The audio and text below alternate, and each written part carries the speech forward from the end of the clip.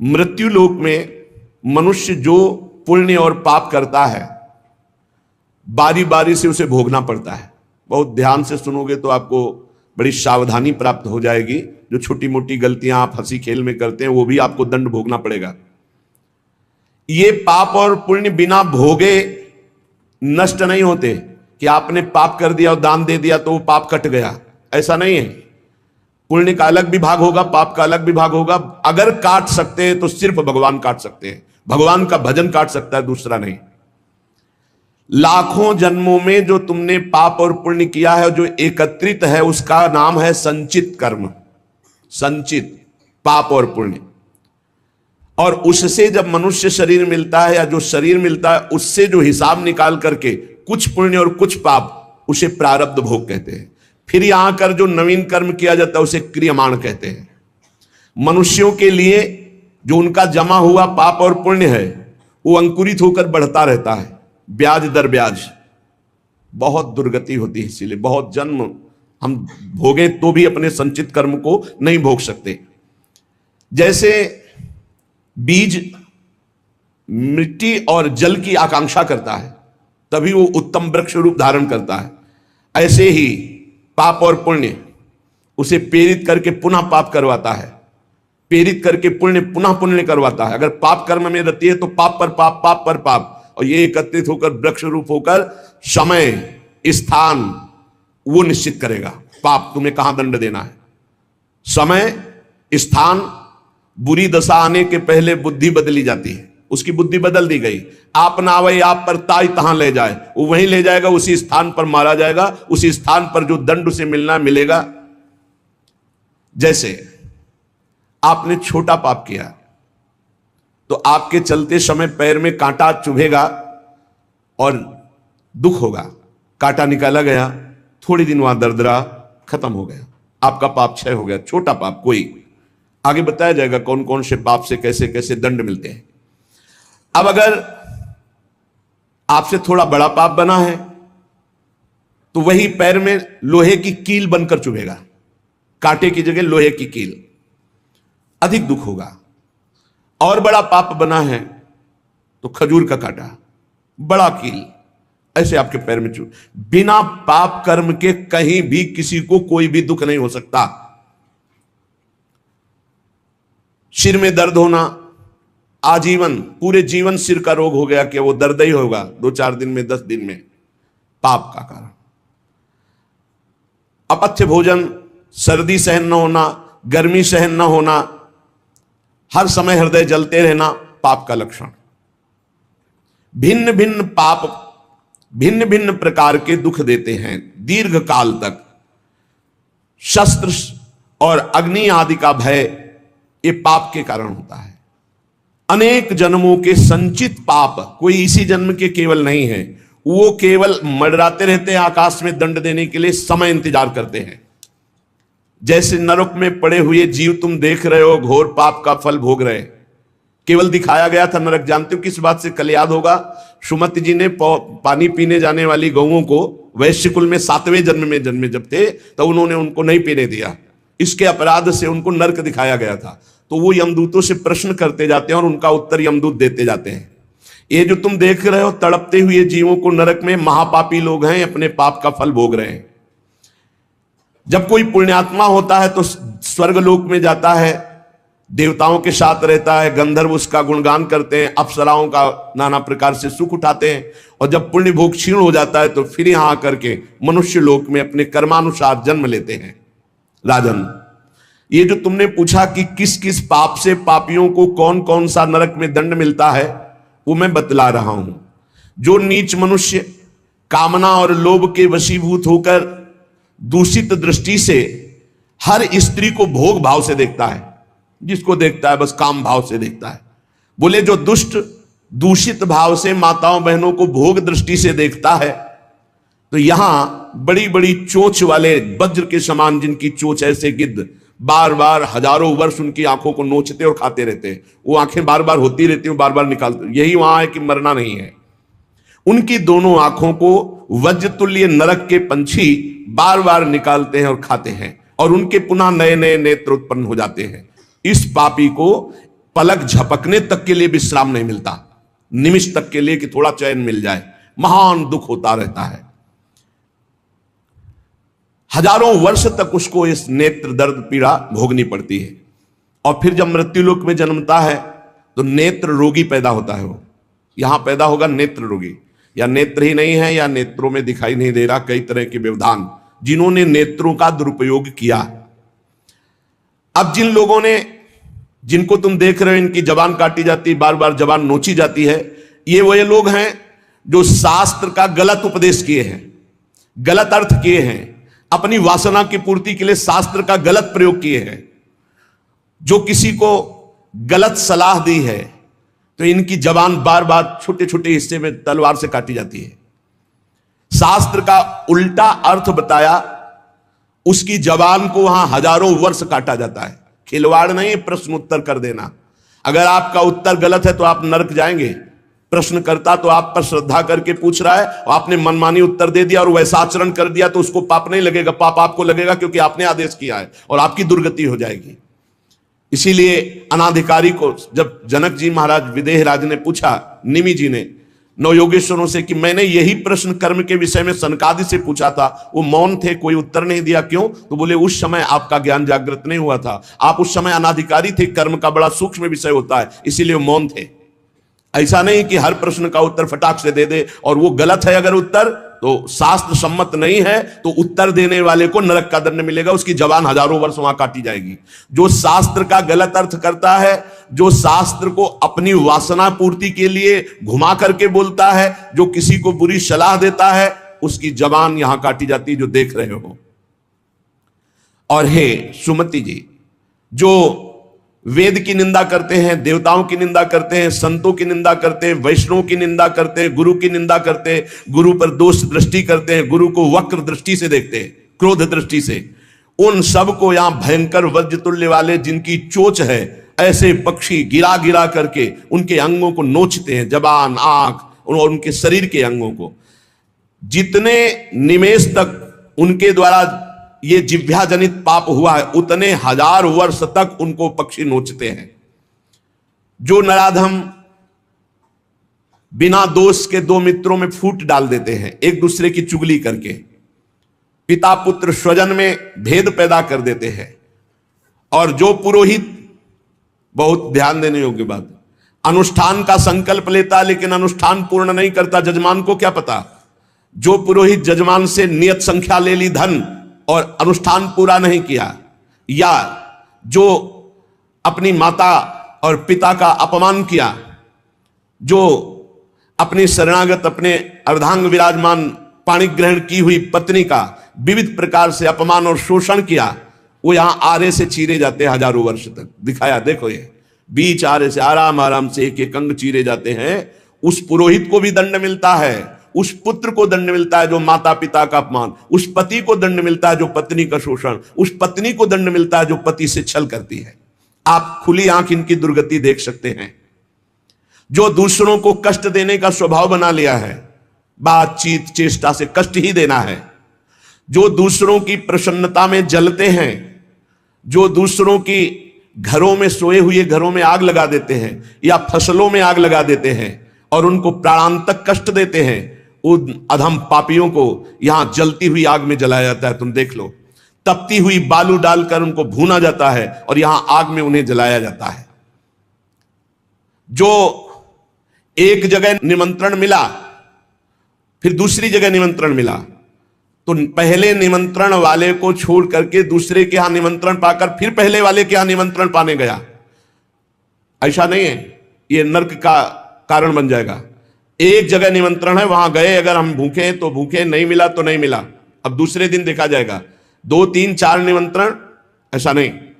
जो ब्रह्मर्षि किसी देव कार्य के लिए, पितृ कार्य के लिए यजमान के द्वारा निमंत्रित किया गया और वो दूसरी जगह भोजन कर लिया, दूसरे निमंत्रण को स्वीकार करके फिर उसके यहां भोजन करने गया, तो उसको यहां नरक में 2 टुकड़े करने वाला दंड मिलता, बार बार उसके 2 टुकड़े। ये बार बार बहुत जगह भंडारा, बहुत जगह निमंत्रण, ये ऐसा नहीं है, सिद्धांत है। तुम भूखे हो तो एक जगह चले जाओ और अपना पेट भरो, भजन करो। ये नहीं कि 5 जगह चले गए तो खूब दक्षिणा 5 जगह की मिली तो सुन लो। ये तस्मा शास्त्रम प्रमाणम, ये शास्त्र है, मनमानी नहीं। पहले ऐसा कभी ब्रह्म ऋषि जन नहीं करते थे। 5 घरों में भिक्षा मांग लो या निमंत्रण है तो एक जगह जाके पेट भर लो जो रूखा सूखा मिले। ये 14 जगह भंडारा, 14 जगह निमंत्रण, तो उसकी व्यवस्था है। ये नरकगामी बना देगा, बुद्धि भ्रष्ट हो जाएगी। जो सदैव कड़वी बातें बोलकर लोगों के दिल पर चोट पहुंचाते रहते हैं। कुछ लोगों का ऐसा स्वभाव होता है, जब बोलेंगे तो हृदय की पीड़ा प्रकट हो ही जाए, ऐसा उनका है। ऐसे हैं वो, ऐसे बोलते हैं कि अत्यंत पीड़ा दे। ऐसा करने वालों को यहां के पक्षी टूट पड़ते नरक में लाते हैं, नोच नोच करके उनको खाते हैं। जो यहां किसी की चुगली करता है उसकी जिह्वा तेज छुरे से बार बार ऐसे ऐसे चीरी जाती है, फिर पूरी हो जाती है, फिर चीरी जाती है। जिन्होंने उद्दंडतावश अपने पूज्य जनों का अनादर किया, उनको मारा पीटा, गुरुजनों को, अपने गुरु को, माता को, पिता को, बाबा को, पितामह, ये पूज्य जन है, ये गुरु के समान पूज्य है।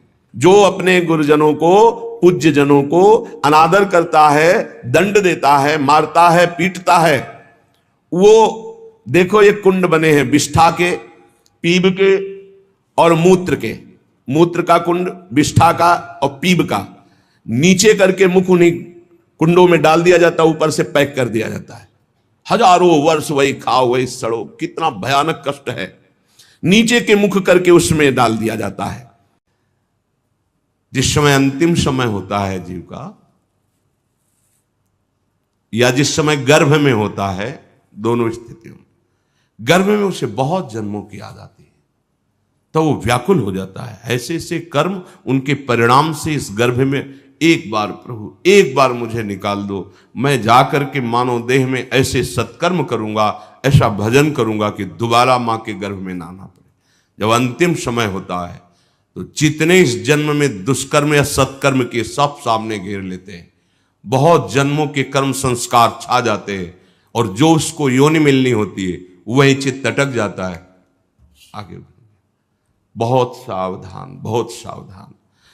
कह रहे हरिराम व्यास जी, 14 लोकों में घूम कर, मेरी स्मृति इस समय जागृत, 14 लोकों में घूमा हूं, हर जगह सुख भोग की लालसा में हरि का विस्मरण ही होता रहा।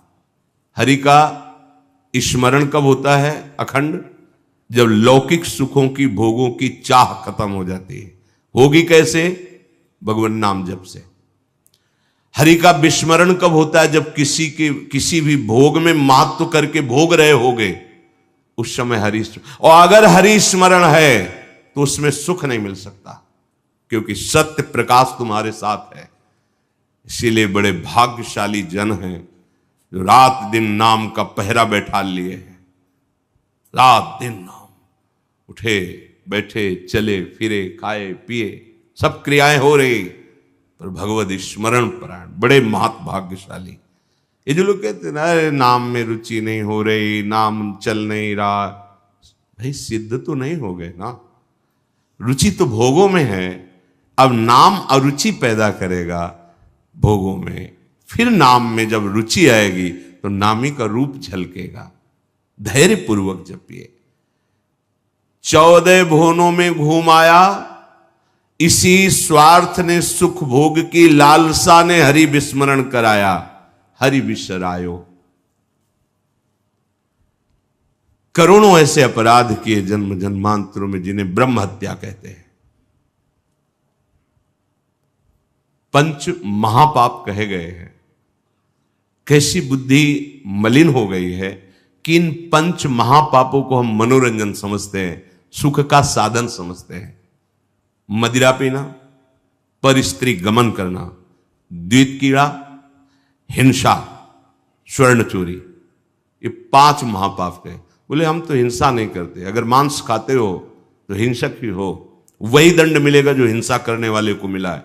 वैसे जैसे कोई गौ हत्या करता है और आप मांस खाते हैं, तो बिल्कुल वही हत्या आपको प्रताड़ित करेगी, आपको जलाएगी, आपका नाश करेगी। कोटि गाय ब्राह्मण मारे को ताप पाप उपजायो। ब्रह्म हत्या जैसा पाप लगता है। देखो कैसी मलिनता है।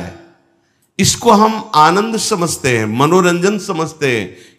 यह है भारी विपत्ति संपत्ति की। बहुत बहुत सावधान। यह ऐसा धुआं उठा है कलिकाल का, मलिनता का, कि पापाचरण में रति है। जैसे निष्ठावान धर्मात्मा पुरुष धर्म से विचलित नहीं हो सकता, ऐसे ही हम अधर्म निष्ठा वाले बन रहे हैं। स्वागत में तो मदिरा ही प्रधान हो रही। कैसा कैसा बुद्धि काम नहीं कर रही। कैसे मंगल होगा, कैसे सुख होगा, जिसे शास्त्र के रचयिता भगवान स्वयं श्री कृष्ण द्वैपायन व्यास देव जी वो कह रहे हैं ये पंच महापाप है, ये ब्रह्म हत्या के समान है। कैसा कैसा मनोरंजन। मित्र मिले, क्या स्वागत में मदिरा रखी जाए।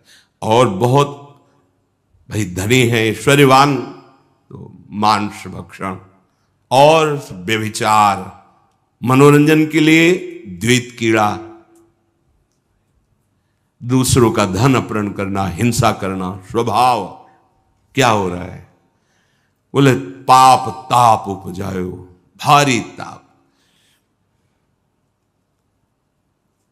कल जो है किसी को पूरी चमड़ी सड़ रही है, पूरी चमड़ी चिल्ला रहे, पूरी चमड़ी उधेल रही, खून रक्त ऐसे मक्खियां भिन भिना रही। क्या हुआ? कर्म बिगड़ गया, मानव देह मिली, जीना मुश्किल है, प्रतिपल अब जब तक जिए तब तक वो चीखता रहेगा। अर्थ नहीं है औषधि के लिए, कोई पास नहीं जा रहा है। कैसे आप समझो, जब कर्म अपना दंड देना प्रारंभ करेगा तो कोई तुम्हारी रक्षा नहीं कर पाएगा। बात समझो। हरिराम व्यास जी कह रहे हैं, कोटि गाय ब्राह्मण मारे को ताप पाप उपजायो। आप देश विदेश घूम रहे हैं, आप मांस भक्षण कर रहे हैं। क्या आपको ये जानकारी है कि विधर्मियों ने तलवार की नोक पर उसको पवाने की चेष्टा करते थे तो गर्दन कटवा लेते थे जन, पर उसको कभी जवान पे नहीं रखा, ऐसे चीर दिए गए, स्वीकार कर लिया, पर उन्होंने उसको आज तुम पैसे देके खाते हो, तुम जानकारी करते हो कि जो तुम देश विदेश से घूम रहे हो, गर्दन उतरवाना स्वीकार कर लिया पर चखा नहीं। आज तुम्हारी बुद्धि इतनी भ्रष्ट है कि तुम पैसा देकर उसे खाते हो और अपने को मनुष्य कहते हो, अपने को जो जो भी नाम दो कि हम ये सनातनी, हम ये धर्म में चलने वाले। आप क्या? सनातन भगवान का नाम है, भगवान का नाम सनातन है। तुम भगवान के हो तो भगवान की आज्ञा का पालन करो। तुम्हारे लिए जो बना हुआ आहार है उसे आप पाओ, धर्म पूर्वक चलो। महापाप हम हर्षित होकर करते हैं, बातें बड़ी बड़ी ज्ञान वैराग्य बड़ी उन्नति की बातें करते हैं, और हमारे आचरण कैसे होते हैं।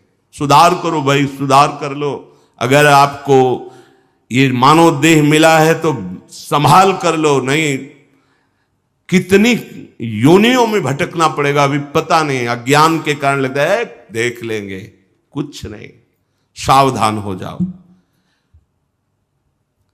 यदि आप जिस पशु का मांस खाते हैं उसी पशु की हत्या का आपको पूर्ण दंड मिलेगा।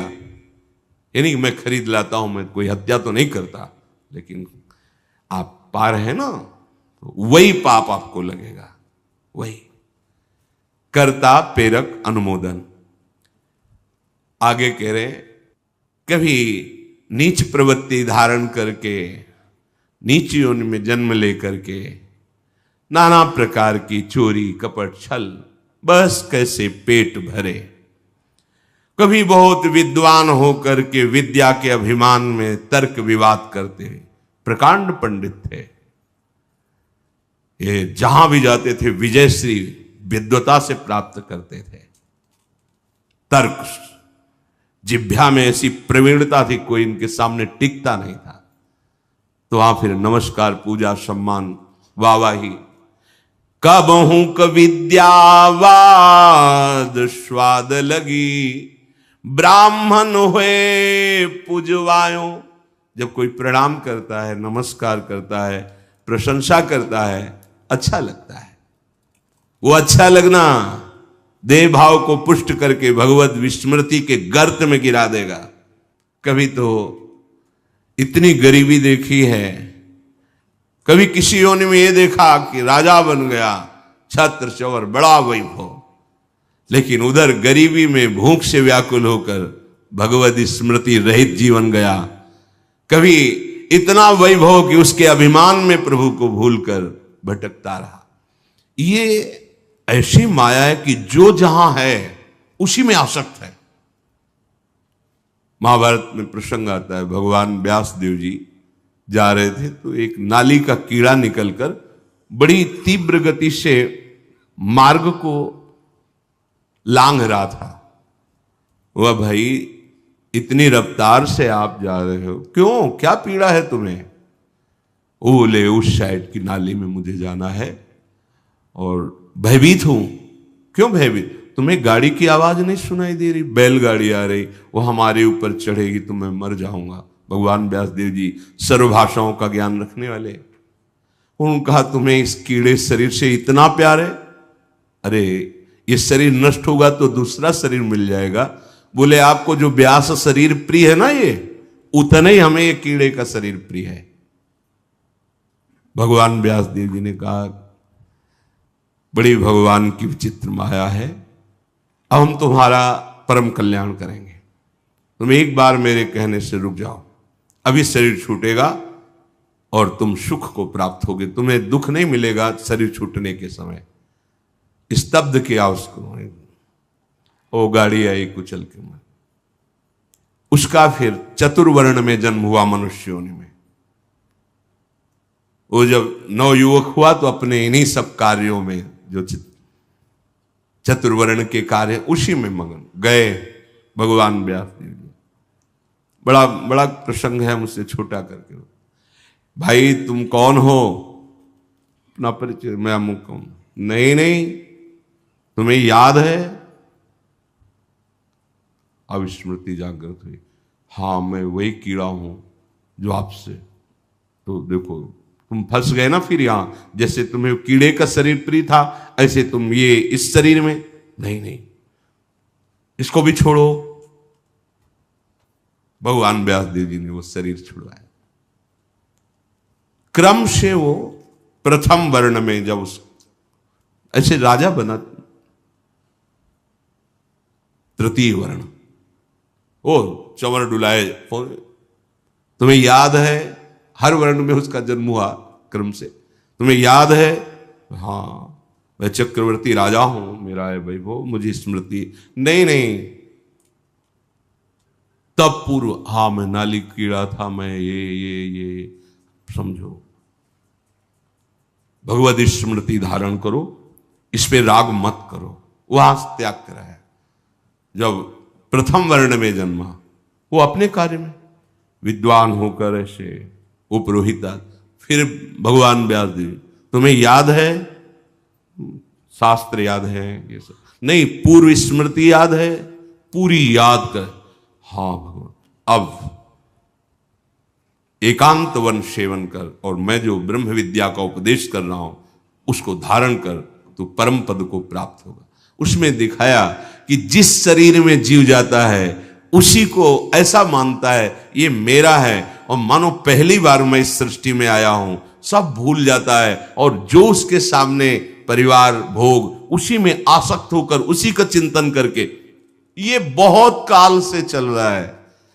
जब भगवत प्रताप से स्मृति जागृत हुई तो कह रहे हरिराम व्यास जी कि कभी मैं नीच वर्ण में जन्मा तो नाना प्रकार के नीच कर्म करता रहा, कभी उच्च वर्ण में जन्मा तो बस यही वाद विवाद और तर्क प्रणाम नमस्कार, इसमें पूरा जीवन विस्मरण कर दिया हरि का। कभी मैं बहुत गरीब हुआ तो घर घर पेट पालने के लिए उनकी जूठन खाई। कभी सिंहासन पर बैठकर राजा हुआ, छत्र चंवर डुल रहे, भूल गया ऐश्वर्य में प्रभु को। कबहू का कंचन कामिनी लगी, रन दूल्हा विरद बुलायो। कबहू क विषयी विषयन कारण, घर तज मूड मुड़ायो। ऐसे नाना धर्म कर्म करी जन्म जन्म डहकायो,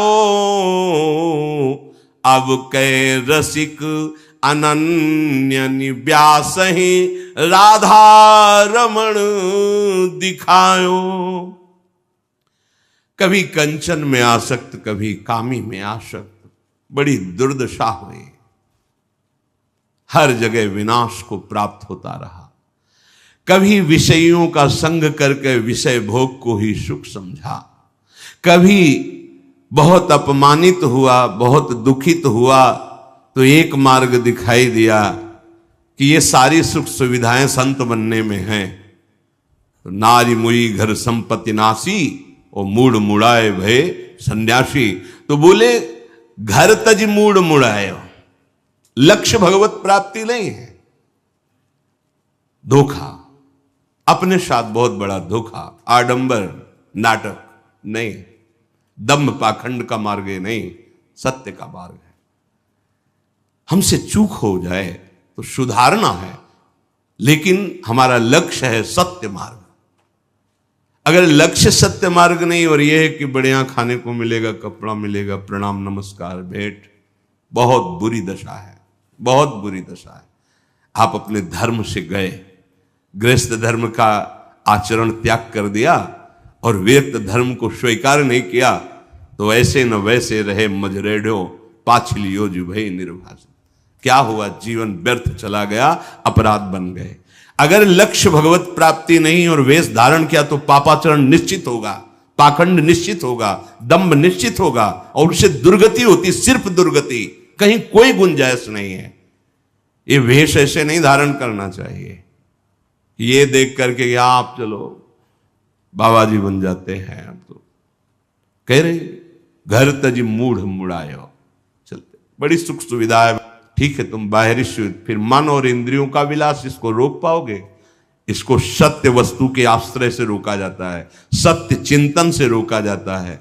भोग विलासिता पर लक्ष्य करके निकलोगे तो नष्ट हो जाओगे। ये मार्ग ऐसा नहीं है, खिलवाड़ नहीं है कि मेहनत नहीं करनी पड़ेगी। पेट भरने के लिए लोग 8 घंटा मेहनत करते हैं, चंद रुपए मिलते हैं, परिवार का पोषण करते हैं, और अगर नाम जप करते हैं तो उनको वही गति मिलेगी जो एक योगी को प्राप्त होती है, जो एक भगवत मार्ग के पथिक को प्राप्त होती है। आपको बढ़िया बढ़िया भोजन, वस्त्र, सुविधा सब मिल रही, किस लिए? कि आप निरंतर अपनी इंद्रियों को शासन में रखकर भगवदानंद में डूबने के मार्ग में चल रहे हो। चलो निकलो, भगवान की माया ने सहयोग कर दिया, चलो निकलो। तुम्हें अब चिंता न खान पान की करनी, न वस्त्र की करनी, न व्यवहार की करनी, निकलो भगवत चिंतन करके। ये मार्ग है। अगर इसको आप प्रयोग में लेना चाहते हैं, इस वेश को अपनी वासनाओं के प्रयोग में, तो निश्चित जिस दिन विधान लागू होगा तुम्हारे कर्मों का, तो भारी दंड मिलेगा, इसलिए सावधान। हरिराम व्यास जी कह रहे हैं ऐसा भी किया, पर ऐसे नाना धर्म कर्म का करके जन्म जन्म भटकता रहा, लेकिन बात नहीं बनी। ये सब ठगे गए। हम ये जान ही नहीं पाए कि हमारा अंशी प्रभु श्री हरि है, और उसका स्मरण करने से ही सब बात बनती है। अब इस जन्म में कृपा हुई, हरिराम व्यास जी कह रहे क्या? अब के रसिक अनन्य ही व्यास राधा रमण दिखायो। अब की कृपा हो गई और रसिक अनन्यों का संग मिल गया, जिससे राधा रमण जी का साक्षात्कार हुआ। राधा रमण, श्री प्रिया प्रीतम, श्री लाडली लाल। भगवान का नाम सर्व विजयी। अब तो कुछ समझ में नहीं आता, बस एक बात समझ में आती है, ए भाई नाम जप लो जैसे बने। हृदय से कह रहा हूं, हृदय से साफ सुधर जाएगी, साफ क्षमा हो जाएगा, परम पावन हो जाओगे। जितनी तुम्हारी इंद्रियों ने तुम्हें फंसाया है, इनको वैसे ही जलाकर पवित्र कर देगा ये नाम। बस आप इंद्रियों में तदात्म मत होइए कि बहुत जलन हो रही, बहुत, ये उनको हो रही जिन दुष्ट इंद्रियों ने मुझे बार बार अनेक जन्म से भटकाते हुए हरि से विमुख किया है, अब उनको दंड मिल रहा है। और होता क्या है, अज्ञान के कारण हम उनमें तदात्म हो जाते हैं और कहते हैं बहुत जलन हो रही, तो हम फिर मनोरंजन में लग जाते हैं, प्रभु का नाम छोड़ देते हैं, प्रभु के मार्ग को छोड़ देते हैं। श्री पाद प्रबोधानंद जी महाराज कह रहे, श्री कृष्णे तस्य नाम स्वत तदनुचरे नागसामस्ति मेन्तः। हे श्री कृष्ण, आपका नाम महान महिमा में परम सुख प्रदान करने वाला है, पर मैं उसको भी नहीं जप पा रहा हूं। देखो, जैसे तुम बंधन में पड़े हो दुश्मनों की, तो वो शांत हैं लगभग, और जहां देखा है बंधन छुड़ाने की चेष्टा, टूट पड़ेंगे ऊपर। ऐसे ही जहां तुम इस भव समुद्र से निकलने की चेष्टा करते हो, एकदम हर दोष प्रकट हो जाता है। दूसरों पर दोष दृष्टि करना, निंदा करना, नाना प्रकार की कामनाओं की भीड़ लग जाना, वो उपासक तभी निकल सकता है जब किसी भगवत प्रेमी महात्मा का सानिध्य हो। क्योंकि इन सब प्रपंचों को दबाने के लिए सत्संग बहुत बड़ी सामर्थ्य है। रोज नया उत्साह, रोज नया बल, रोज नई उमंग जागृत करता है। तभी बिनु सत्संग न पावई प्राणी, बिना सत्संग के पर यह सर आवत अति कठिनाई, राम कृपा बिनुआई न जाई। देखो, जहां जहां भी सत्संग के शब्द मिल रहे हैं जिन जिन को, वो बड़े भाग्यशाली हैं। बस हमको संभालना है। ये भ्रमात्मक भ्रम पैदा करके जो क्रियाएं करवा रही माया कि इसमें सुख है, इसमें सुख है, भगवत प्रसाद का आश्रय लो, इस भ्रम को मिटाओ, कहीं सुख नहीं है। ये अधर्माचरण और गंदा करता चला जाएगा हृदय को। श्रीमद वृंदावन त्वाश्रय मगति गतिम त्वकेलाम त्वयि सद्धि ही। हे वृंदावन धाम, मुझ निराधार के तो आप एकमात्र आधार हो। मैं बस एकमात्र आपकी शरण ले लिया है, आप मुझे आश्रय दीजिए। मैं एकमात्र आपकी शरण ले लिया। धाम बहुत कृपालु है, ये निश्चित कृपा करता है, निश्चित। पर ये किम कुर्याम कुत्रयायाम यदिवत भवेत तद भवत्वेव कामम। मैं क्या करूं, कहां जाऊं, ये सब छोड़ दिया है। अब क्या करूं, कहां जाऊं, यद्यपि मैं ऐसा हूं, त्यक्ता सर्वोपि धर्मो हरिहरि न मन्यक त्यक्त मेकम विकर्म। मैं ऐसा धर्मी हूं कि सब धर्म ने मेरा त्याग कर दिया है, एक भी पापाचरण में त्याग नहीं कर पाया हूं। ना श्री कृष्ण का नाम जप पा रहा हूं और ना श्री कृष्ण के दासों पर निर्दोष भाव कर पा रहा हूं। यद्यपि मैं ऐसा हूं, पर मैंने आपका आश्रय ले लिया वृंदावन धाम। अब मैं ये भी छोड़ रहा हूं कि मुझे क्या करना चाहिए, क्या नहीं करना चाहिए, क्या करूं, कहां जाऊं। अब आपकी शरण में हूं, अब आप संभाल लेना, बस संभाल लेगा। इस शरणागति का बहुत बड़ा प्रभाव है। धाम संभाल लेगा, सत्संग दिलाकर, प्रिया प्रीतम के नाम में रुचि कराकर प्रिया प्रीतम की प्राप्ति करा देगा। पक्का विश्वास करो, बिना शरणागति के इस मार्ग पर चलना असंभव ही है। क्योंकि आपको लगेगा मैं मार्ग में चल रहा हूं, फिसल करके इतनी दूर खड़े हो जाओगे परमार्थ की, कि समझ में ही नहीं आएगा।